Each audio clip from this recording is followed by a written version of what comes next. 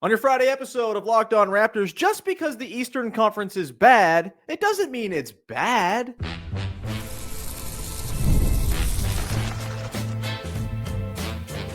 You are Locked On Raptors, your daily Toronto Raptors podcast, part of the Locked On Podcast Network, your team every day. Hey,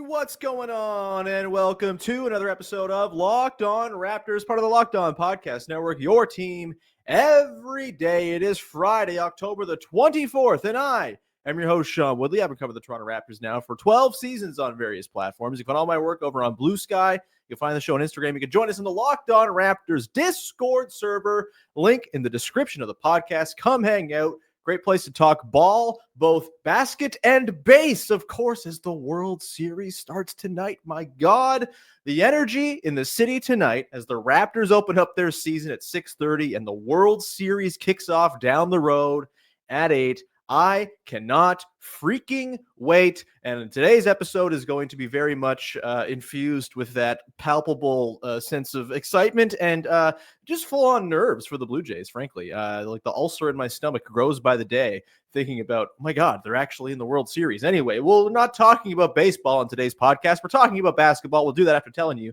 Today's show is brought to you by FanDuel. Right now, new customers can bet just $5. And if your bet wins, you get $300 in bonus bets to use across the app. Head to FanDuel.com to get started, and we will get started here, yes, on home opener Friday. The Toronto Raptors taking on the Milwaukee Bucks tonight in a game between two Eastern Conference foes who I think are going to be going toe-to-toe all season long in the middle of the pack in the conference. And I want to talk about that on today's show. Get into the matchup, which I think is a fun one, and more just sort of the Eastern Conference at large, which I think is shaping up to be a lot of fun, despite not being all that great in relation to the Western Conference and those Titans out there. Doesn't mean it can't be an absolute blast of a season. There's a whole bunch of teams here that I think match up very interestingly. The Raptors and Bucks, chief among them. We got some mailbag questions we'll get to as well. We've got some Blue Jays tie-ins to the mailbag questions. We'll talk about the starting lineup and a little bit more coming up later on. But yeah, let's start things off here. Home opener tonight. Raptors, Bucks again. 6:30 Eastern start time for this game. They moved it back an hour with the World Series going on down the road. And reminder, if you have tickets to the game tonight, you can stick around after the game to watch Game 1 of the World Series in the arena. I think I'll be doing that because I don't want to hop on a train home while the game is happening and watch the World Series on my phone. No, I want to watch with you freaks in the building, watching on the Jumbotron. That's going to be a ton of fun. Cannot wait. And I think, there's more reasons than just sticking around until after the game to watch the Blue Jays to be excited for tonight's Raptors game. Raptors Bucks, I think, is like a very classic styles make fights type of matchup. And I really am excited to watch not just this matchup, but I think, we even saw it for 2.5 quarters before the Atlanta Hawked everywhere on Wednesday. Like, there's a lot of competitive teams in the Eastern Conference that match up very interestingly, that have sort of different flaws, that go toe-to-toe with one another. And I just think it's going to make for a really compelling regular season in the middle of the conference. And it does feel a little bit like sort of a junior varsity circuit of the Western Conference, yes, but also like a similarly constructed conference. We'll get to that in a little bit. But I first want to talk about the Bucks, who, very different team from the Raptors. A team historically they've handled relatively well. It's a kind of good back and forth between the two teams. There's not like a, years of dominance run by one team over the other. It's gone pretty back and forth. Obviously, Giannis is the big ticket, right? And I think, that's sort of where the differences with these teams begin, is the Bucks are built around Giannis and then a bunch of dudes. The Raptors are like the exact opposite, where it's just a bunch of dudes built around a system, built around like a common identity, built around cohesion. And I think that is an interesting sort of, again, into the styles make fights thing. Like, that's the first checkbox on the list of reasons why these teams are interesting in the way they match up. We know the Bucks are going to be a team that flows through Giannis quite a bit, right? This is a team that is pretty bereft of ball handling, especially if Kevin Porter Jr. is out tonight as well. He got hurt in the first game, played just 9 minutes. It seems like he'll be not in the lineup tonight. And so, yeah, that's I think it creates a pretty interesting matchup specifically for how the Raptors want to play on defense, right? Because, in theory, the Bucks have a lot of guys who aren't great ball handlers, who could be prone to the Raptors' high-pressure defense and getting up in your business and forcing steals. At the same time, though, it's mostly going to run through Giannis, who's a little bit harder to poke the ball free from than your classic Ryan Rollins type. And the Bucks have historically been a very low turnover team. Last year, they were, I believe, number 5 in turnovers allowed per game in the positive direction. They only gave up 8 turnovers in their first game of the season. They have the lowest turnover rate in the league through one game across the league. It's a team that, the Raptors are going to be a team that, like, if you're a high turnover team, they're going to torch you this season. The Hawks really were not, I think the Raptors actually had more turnovers in that game than Atlanta, but like the Hawks are a team that they whip it around. Trae Young does some sort of daring stuff with the ball. There are steals to be had there. With the Bucks, it's way less of a sort of intricate system they run. It's always harder to turn over a team that doesn't pass very much, right? A lot of it is just like Giannis 1 pass 3, Giannis drive dunk, right? It's not a terribly intricate offense you're looking at. And so how do the Raptors sort of, like, do they adapt at all what they're doing defensively to sort of suit to this Bucks matchup? This might be the first example of something I'm interested in this year, is like, how much will Darko Rajakovic kind of alter the game plan night to night based on the matchup? Is he going to try to do what he did last year, where just like everything is the same all year long and it's kind of a goal of the year to sort of build in those base principles as like habits?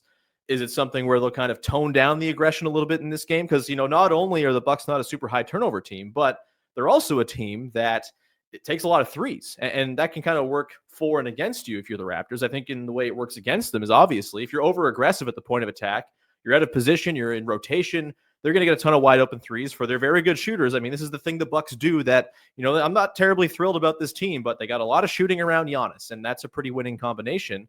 And so if you're being super aggressive at the point of attack, if you have to send 2-3 bodies to Giannis and you're sort of bailing out to try to get the ball out of his hands and force bad passes and turnovers, like, that's going to put your rotation into effect on the back end. And, this early in the season, how in tune are the Raptors in that sort of rotation game, recovering positionally, all that stuff? I think that's interesting. And, you could get cooked if you give up a whole bunch of wide open threes. The Bucks are a team that can kill you with that. There's also the point of, working in the Raptors' favor a little bit, is the Bucks are a team that shoot a lot of threes, which means like a lot of long rebounds, a lot of potential runouts for the Raptors. They were really good on the defensive glass in their opener against the Hawks. I think the Bucks are probably a more daunting rebounding team than the Atlanta Hawks were, although I'm really curious to see how the dynamic of the Bucks changes with Miles Turner in place of Brook Lopez. Lopez made them this like impenetrable rim protection team. The Raptors would routinely have like their lowest rim attempts of the season over the last couple of years in their games against the Bucks, because Giannis and Brook were just kind of everywhere and you couldn't quite manufacture looks at the rim cleanly. And so you had to kind of lean on taking threes. They will have to take more than 25 threes in this game, I think, to have a shot of winning for sure. There's got to be more volume there. But is Miles Turner the same as Brook Lopez? I don't think he is. Like, Brook Lopez, yeah, he was kind of losing steam by the end, but still an enormous guy and just like a very paint-bound rim protector. Miles Turner will travel around the floor a little bit more, get pulled out, and I think also like he's lost a step defensively in the last couple of years. He's not the guy who was like flirting with, all defense teams and blocks titles, back in sort of the peak of his Pacers days. I think he's a little bit more prone to getting picked at. I think he's the kind of guy that Jakob Poeltl can kind of bully around a little bit too. It's going to be interesting. And, how do they use Miles Turner? Does he guard Scotty Barnes? Does he guard Poeltl? Does he guard, someone else? Like, the Bucks are a weird team, and it's going to create all kinds of weird, funky matchup stuff. And I just think it's a fun styles make fights game and a good barometer, I think, for the Raptors to kind of measure themselves with, right? Like, they passed the first test against their East contemporaries with flying colors on Wednesday. Maybe that was the Hawks just being terrible. I don't know. There's actually a mailbag question about that we'll get to. But I think, this is, there are going to be a lot of these games like this throughout the season, these measuring sticks against kind of teams in a similar tier as the Raptors. And that kind of brings me to my point about, this matchup, the sort of first 2 matchups we've seen the Raptors play, very much, I think, a microcosm of what the Eastern Conference is going to be this season for the Raptors, specifically as one of the teams in this mix. And dare I say, I think the East is going to be a lot of fun. Like, yes, it's a store brand version of the Western Conference. It's much crappier than your gourmet offerings that they offer you at 10 p.m. Out west with the, all of the wonderful super duper stars they have, and Wemby and Jokic and Steph Curry and all that stuff. Like, it's a junior circuit for sure. But I think just because the class of the teams is a little lower, it doesn't make it any less compelling when you're going to have competitiveness every night. And I do think like competitive basketball is good no matter what. And the overall quality of the teams in the East, it just doesn't matter to me relative to the West. They're playing within the East. Like this is the sort of silo they're in. And I think it's a pretty similarly constructed conference to the West. Frankly, you have the two teams at the top that are kind of the clear class of the conference, Denver and OKC out West, Cleveland and New York in the East. And then, yeah, like in your 3 to 11 range in both conferences, there are teams you would say are better than others, but none of them are so far superior to any of the other teams in that group as to make it so those games aren't competitive, right? I think there are going to be a lot of really interesting sort of like 4 seed versus 7 seed type matchups throughout the season that are just like on their own excellent basketball games because the teams are similarly built in terms of like overall talent. A lot of these teams are also very differently built in terms of how the pieces come together and the styles they play. And they're all going to be ultimately competing for what is going to be a precious couple of spots in the playoffs. You know, I think 3 through 6 are relatively up for grabs. I think the Magic are probably going to have a case to one of those top 3 pretty comfortably. I am not sold on the Hawks being guaranteed anything after seeing that opening game. So if you want to say 4 through 10 are all up for grabs, I think that's totally fair. And so it's going to be sort of like there are going to be stakes woven into all these games because each one is going to matter for tiebreakers, for just, you know, seeding. The difference between like the 4 seed and the 10 seed in the East could be as little as like 5 or 6 games come season's end. Every one of these games is going to matter. And yeah, I think it's going to make it so the East, yes, it's not as good at the high level as the Western Conference, but if you take out all of the sort of, again, comparison is the thief of joy. If you compare Eastern Conference hoops to Western Conference hoops, yeah, the West is better. If you just look at the East within its own context and the teams involved that are going to be going at it all year, it's going to be a lot of fun. And it's going to be really interesting night tonight because of the stylistic diversity I think we're going to see. And tonight, Raptors Bucks is a really great example of that stylistic and team build diversity that I think is going to own this conference all year. Really excited. We're going to come back on the other side. There's some mailbag questions from you, the freaks, in the Locked On Raptors Discord server. We will do that coming up in just 1 second to continue on your Friday episode of the show on a World Series Friday in Toronto. My God. Today's show is brought to you by Robinhood. Your ambition just met its match. With Robinhood, you play for the win, not just on game day, every day, locking in on every opening. Beating your PR, beating it again. Channel that drive into your money. Robinhood puts you in control of your money. Trade stocks and ETFs, options, futures, and crypto all in one platform. You can now build and execute your own trades from a desktop with Robinhood Legends, advanced tools, and you can take advantage of new Robinhood strategies with a tailored portfolio managed by a team of experts. You expect more from yourself, expect more from your money. Get started today at Robinhood.com/yourmoney. Again, that's Robinhood.com/yourmoney. Your money, your move. Today's show is also brought to you by our friends over at DoorDash. The NBA season's heating up, and DoorDash has found the perfect way to keep fans in their bag all season long. Whether you're watching for the highlights, your fantasy team, or you're just your favorite player, DoorDash makes every game night even better. DoorDash is the official on-demand delivery platform of the NBA, and they're celebrating with something called the bag drop. Every time an NBA player scores 50 points in a game, Shai Gilgeous-Alexander did that last night. So did Aaron Gordon, by the way. My God, 10 of 11 from deep. Ridiculous. DoorDash drops 50% of your order with Dash Pass the next day, and you are automatically entered for a chance to win the ultimate fan bag. We're talking player-inspired drip, exclusive gear, and stuff you'll actually want. You can get it delivered to you with DoorDash. You got you covered for late-night highlights, last-minute watch parties, and World Series watching if you're on the baseball side of things as well tonight. So next time someone goes for 50 in a game, use promo code NBA50 the next day to get 50% off on DoorDash with Dash Pass, plus your shot at the bag drop. Dash Pass members only, 50% off up to $10 the day after a 50-point game with promo code. Terms apply. No purchase necessary. Ends April 13th. Open to U.S. residents 21 or older. Visit DoorDashInYourBag.com for full details. DoorDash in your bag all season long. All right, continuing on here with some mailbag questions from you, the Locked On Raptors listeners, in the Discord in particular. If you want questions answered on the podcast, the Discord is a place to do it because it's all neatly arranged for me in a little chat there. People just drop their questions in, and I get to them. It's that simple. Let's get to this question here from Stago asking, overreaction time. After seeing game one, how many wins do you think the Raptors will get? If you remember earlier this week in our over-unders pod, go listen to that, by the way. A lot of fun. I picked 45 wins this season. I think that's pretty fair. maybe a little bit optimistic. I tend to roll that way. I feel very good about it based on what we saw on Wednesday. If they play like that, 45 feels like the low end that team could be capable of, right? They looked so in tune. They looked completely on the same page about how they wanted to play as a team, and they executed the game plan wonderfully. And look, you're not going to do that every single night. It could go horribly tonight against the Bucks. They could get run off their floor, much as the Hawks did, and we're back at square one, and they're 1-1 with some good and some bad through 2 games. But based on one game, that is a easy 45-win formula, and if they can execute that most nights, that's a team that can flirt with 50 wins. I feel pretty comfortable about that. They're not going to reach those heights all the time. The Atlanta Hawks did not offer all that much resistance, and I think the Atlanta Hawks maybe have a depth problem. A lot of Luke Kennard for the Atlanta Hawks, man.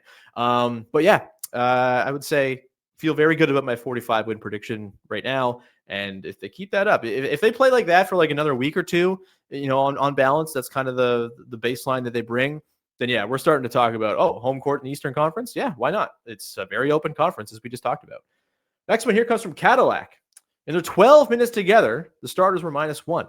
Is just the first game of the season, but do you think this could become a recurring issue?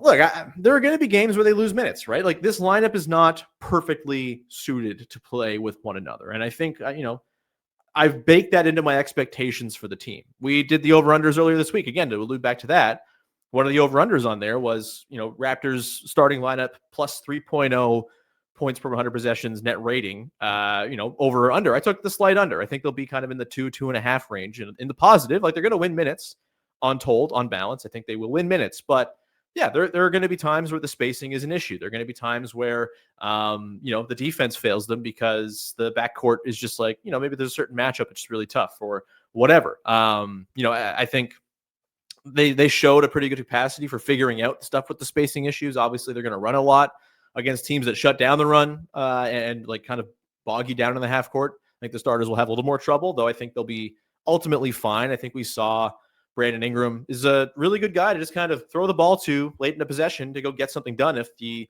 actions haven't created much for you in the first 15, 20 seconds of a clock. They're going to be better as a half-court unit than the starters were last year that they have been in recent years because Ingram's just better, and there's a lot of talent in that starting five. But yeah, like it's not a perfect starting five, and against other teams with more clear superstars or just like a more cohesive 1 through 5 than the Atlanta Hawks have, who have their own spacing issues and whatnot. I think and rebounding issues and a lot of issues with the Atlanta Hawks.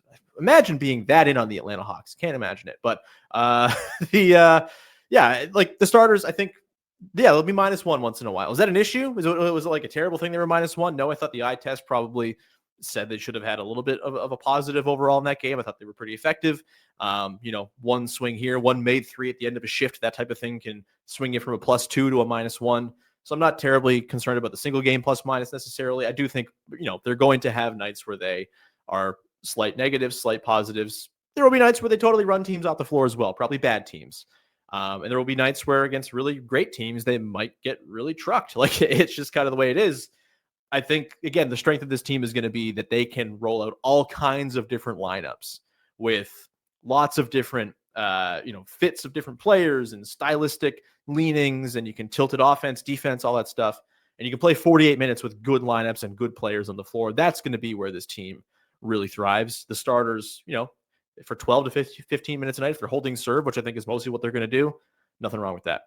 Well, next question here from Nico asking, after a day or so to cool down, what percentage of game 1 was good Raptors and what percentage was bad Hawks? The Hawks were really bad.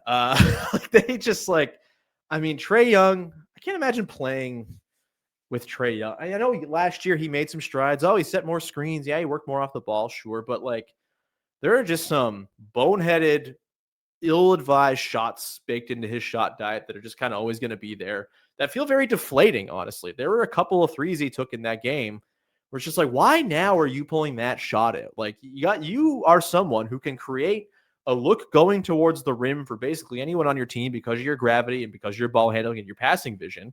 And instead it's like, okay, well, this is the time for the risky 30-footer that's probably not going down. Just, there's a lot of bad Hawks in that game. I think Kristaps Porzingis looked pretty rough. And yeah, Jalen Johnson's good. Dyson Daniels did not look so good. That's a big extension you just signed. So I'd say it's like as with everything, right? Like if you blow out a team that badly, you did a lot of stuff really well, and the other team probably did a lot of stuff poorly. So 50-50, 60-40, good Raptors to bad Hawks. I mean, the Raptors really took it to them, and I think they were so devoted to the style of play they want to achieve. Like you have to give them a ton of credit for that. That just wore the Hawks out as that game went along. And I'm not surprised the dam broke in the third quarter, where it's just like, oh, they're just still running, huh? They're still just like going off of every single defensive rebound. Really impressive stuff from the Raptors. They looked fantastic. Like, it was really, really encouraging start. I think tonight against the Bucks, again, a bit of a different team, a bit more of a defensively coded team, a better rebounding team. A team that kind of knows what it wants to be more than the Atlanta Hawks. I think it'll be a pretty good measuring stick for them to see just how much good Raptors can prevail over another team kind of exerting their own, positive agency on the game. The Hawks very much did not do that. We'll come back on the other side, rattled off with a few more mailbag questions from you, including, yes, the Hawks are fraudulent, but who else? We'll do that coming up in just 1 second as we continue on here on your Friday edition of Locked On Raptors. Today's show is brought to you by Rougiette. Let's be real. Making excuses doesn't solve anything. We've heard them before. It's just stress. I'm tired, or it happens to everyone sometimes. But when it comes to performance, sometimes your body just needs a little extra support, and that's where Rougiette comes in. Rougiette.com offers fast-acting, doctor-prescribed treatments for ED designed to help you stop making excuses and start making moves. Rougiette makes it easy to get started. You just connect with a board-certified doctor, 100% online, no awkward waiting rooms, no in-person appointments. If prescribed, your treatment ships directly to your door. And the process is fast, it's simple, it's private, and it's all handled by real doctors. It's about confidence, connection, and getting back to the moments that matter. Visit Rougiette.com/LockedOnNBA to get 15% off your first order. That's RUGIET.com/LockedOnNBA. And don't forget to use your code LockedOnNBA so they know that we sent you. Rougiette, stop making excuses and start making moves. Today's show is also brought to you by FanDuel. The NFL season's here, and FanDuel has an offer you don't want to miss. Right now, new customers can bet just $5 and get $300 in bonus bets if you win. That's right. Pick a bet, put down $5, and if it hits, you'll unlock $300 in bonus bets to use across the app. And yeah, you can use those bonus bets on the NFL or other things. The NBA season started. You got nightly action. You've got the NHL season rolling on. And of course, the World Series. If you feel confident that the Blue Jays are going to beat the Dodgers, they are long underdogs right now. You can make some scratch by throwing some of those bonus bets on the Jays, or just put your $5 bet on the Blue Jays to win. That could work for you too. And you get those $300 in bonus bets to go and play with. The app's very easy to use. You just go peruse. It's all there, super user-friendly to go and make the bets you want to make across any sport, across the spectrum. Of course, football being the main thing right now, with the season very much trudging forth. So what are you waiting for? Visit FanDuel.com to download the FanDuel app today and get started. FanDuel.com for $300 in bonus bets with one winning $5 bet. Closing things out here on your Friday episode of Locked On Raptors. Sorry, I just have baseball feelings flowing through me while doing this basketball podcast. Apologies. I'm sure you're all the exact same way. I know there are some devout, I will be watching the Raptors and only the Raptors tonight and will not care about the World Series people out there. And hey, I appreciate your devotion to the sport you love the most. But I can't lie and say that my attention is not split today and that it won't be split for the next 8 days between now and the end of the World Series. Hopefully it goes 8 days or fewer when the Blue Jays sweep the Dodgers and win in LA. Wouldn't that be cool? It's not going to happen, is it? It's going to be hard if they're going to pull it out at all. More questions from you, the listeners. This one comes from Matt T. After crushing the fraudulent Hawks, what other teams in the East are also fraudulent? Yeah, it's still early to say as far as which teams are fraudulent in the Eastern Conference. Obviously, I feel very strongly that the Hawks will, expose themselves as frauds at some point. I know I picked them to finish fifth in the East. That felt like it was like peer pressure, honestly, everyone's picking them to finish fourth. So I was like, okay, I'll put them fifth. I don't buy all that much of the hype with the Atlanta Hawks. And I think there's a very real chance that, as likely it is as the Hawks figure it out and finish, fourth or fifth in the East, I think it's just as likely the Raptors just took, just kind of hit the first blow in the eventual departure of Trae Young from the Atlanta Hawks, which would very much throw that franchise into a state of flux for quite some time, one would think. Even if Trae Young is no great shakes in terms of winning, he also is really good. This is their only guard who can handle the basketball. unless you are a Luke Kennard person, which why would you be? But man, you win one game and I'm just feeling myself. Everyone's frauds. They're all frauds. No. In the Eastern Conference, I mean, they have like the lower class bottom feeders that I don't think qualify as frauds because they're not branding themselves as anything but tank fodder. The Nets, the Wizards, the Hornets. I would say the Hornets are getting a little bit of love right now because they're 1-0 and they won by 19 points in their first game. They did beat the Nets, so great, wonderful. You're supposed to beat the Nets when you're any team that is not the Brooklyn Nets. The Wizards are supposed to beat the Nets. So I'm not like handing the Hornets any sort of congratulations for that. I would not be surprised if that ends up being the high water mark of their season because they are, of course, the Charlotte Hornets. We saw the Pacers really look good last night, despite having like no one available. Who the hell is Talon Peter? Hello, welcome to the NBA. Welcome to my brain. I did not know who you were before. Didn't understand your game, but okay. You're playing in overtime, double overtime of a game against the defending champions. Cool. The Pacers, yeah, they're not going to just like go down easily without Tyrese Halliburton. I still think they're probably going to finish like 9th in the East, 10th in the East, but it's not a slouch team. That's not a fraud team. The Cavaliers are not frauds. Yeah, they're 0-1. They're really good. I don't have any problems with them.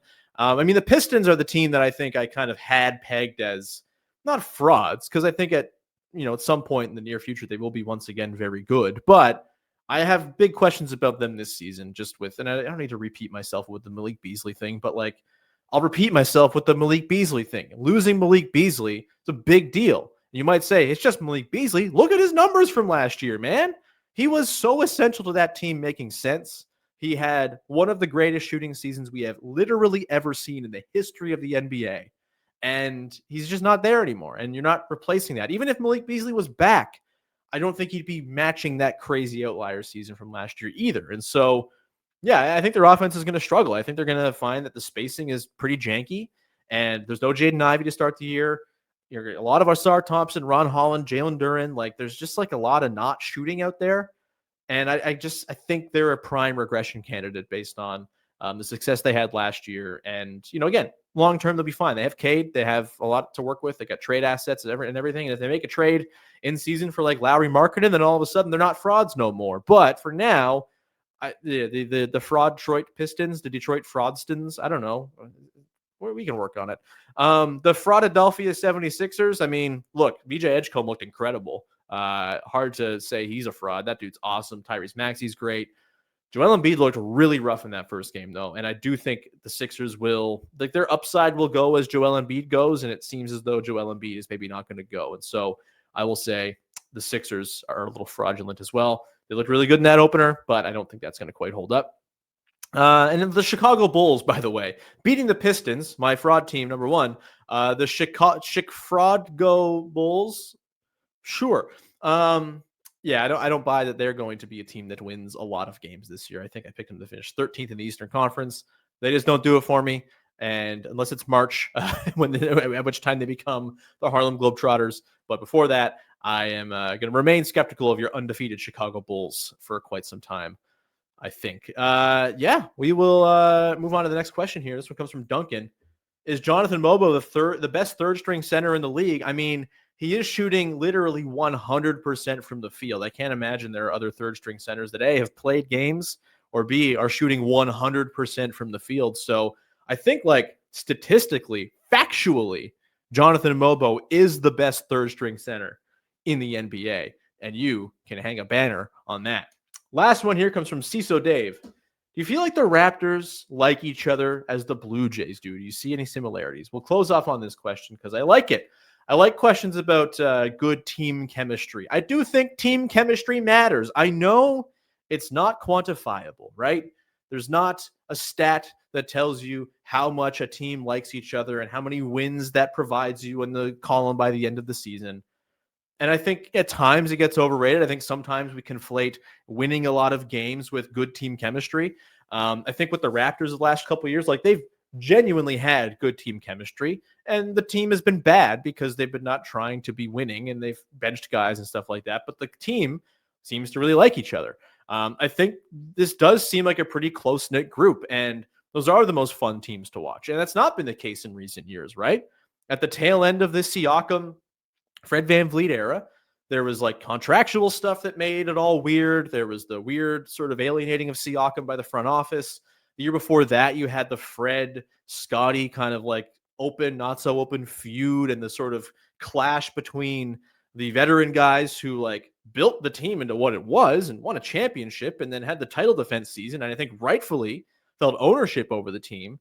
And then you had Scotty Barnes being kind of anointed the new guy, and like just like a very natural clash took place there. I don't think that was managed very well. I don't think the dynamics in the room were particularly strong there.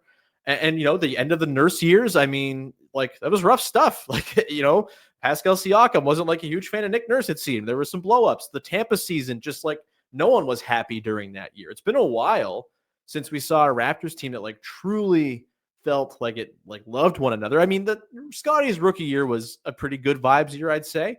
You know, it was a weird season, a weird team, the strangely built team that kind of got by with a lot of gimmickry, but they felt like they liked each other. But I mean, this team just does feel like it's kind of been assembled over the last couple of years. Everyone's kind of been here around the same amount of time. Obviously, Scotty's the longest tenured guy now. And it just feels like there is a bit of a vision here. I think Jamal Shed, like just hearing what people say about Jamal Shed within the team. I mean, he is beloved by his teammates, by, you know, basically the whole organization at this point. I think he's had a big part to play in the sort of cohesion the team has shown.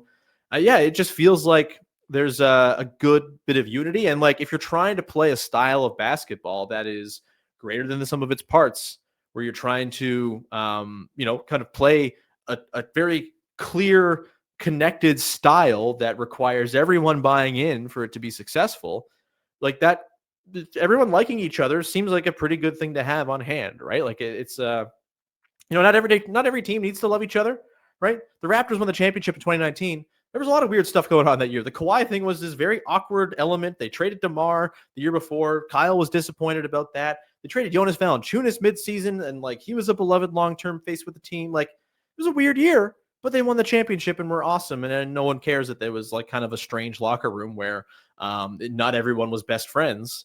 You don't always have to have that, but I do think, you know, with the Blue Jays, I mean, we are seeing that's been another thing that's been talked about a lot by those who cover the team. It's just like, yeah, this group just like genuinely loves one another, and it has been a part of their success. It's not everything. You got to be talented and do all the stuff in the actual games as well, but it's a pretty good starting point when everyone is on the same page and vibes with one another. And I think that's kind of what we're seeing with the Raptors early on here. Again, we'll see. If you start losing games, that stuff can crumble very quickly, right? Though I do feel like the last couple of years they've done a great job of showing that they can lose games and still maintain that sort of cultural connectivity.